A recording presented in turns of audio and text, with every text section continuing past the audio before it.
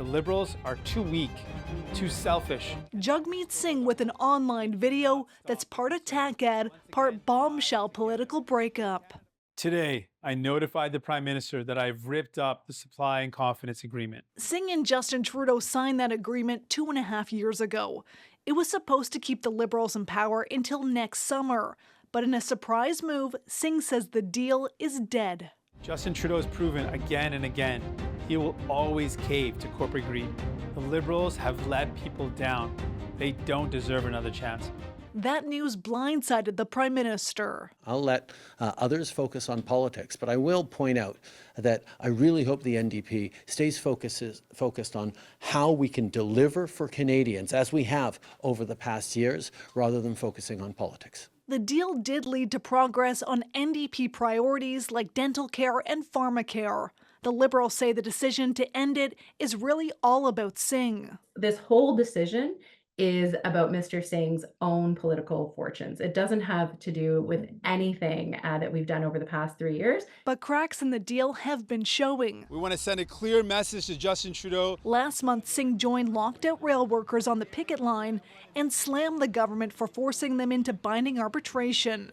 But Singh is also under pressure from the Conservatives. Sellout Singh betrayed the workers who thought he would stand up for them.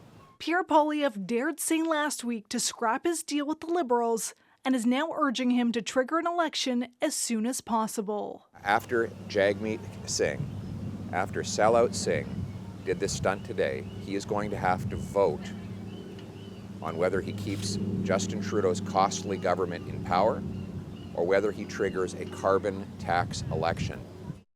Poilievre says he's looking for opportunities to raise a vote of no confidence as soon as possible once Parliament resumes. Now, if the government were to lose that vote, it could trigger a federal election. I suppose, Ashley, the obvious question now is how soon could that happen? Yeah, Adrienne, there's a lot of uncertainty now. The Liberals are going to have to make deals with opposition parties on a vote-by-vote basis to try and stay afloat. Under the deal with the NDP, an election was expected in the fall of 2025. Trudeau hopes that's still when Canadians will go to the polls, but with that agreement now scrapped, it could be sooner.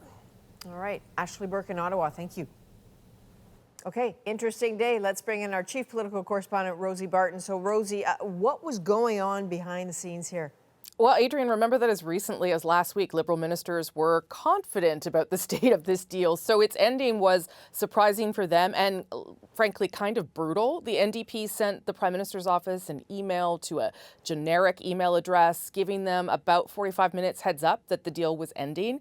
But the NDP, for their part, really started having this conversation in earnest back in June. Some caucus members questioned the benefit of the deal now that a lot of those agenda items have been completed and they weren't getting a bump in the polls or really much credit either.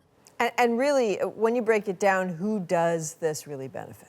The immediate and obvious benefit is for the Conservatives. They're riding high in the polls. They've got tons of money. There's nothing they would rather have than an election soon. Now, that could actually happen sooner than next fall, and it certainly complicates things for the Liberals because they were really hoping for as much time as possible before the next election to try and convince Canadians to support them and improve their polling numbers. But it does free them up to really attack the NDP now, and it allows the NDP to start defining themselves, obviously, without the Liberals. It can also put them in a rough spot here, potentially. It's going to be hard to justify supporting the Liberals for some votes, to make sure some programs continue, and then to vote against them when they run the risk of those same programs ending.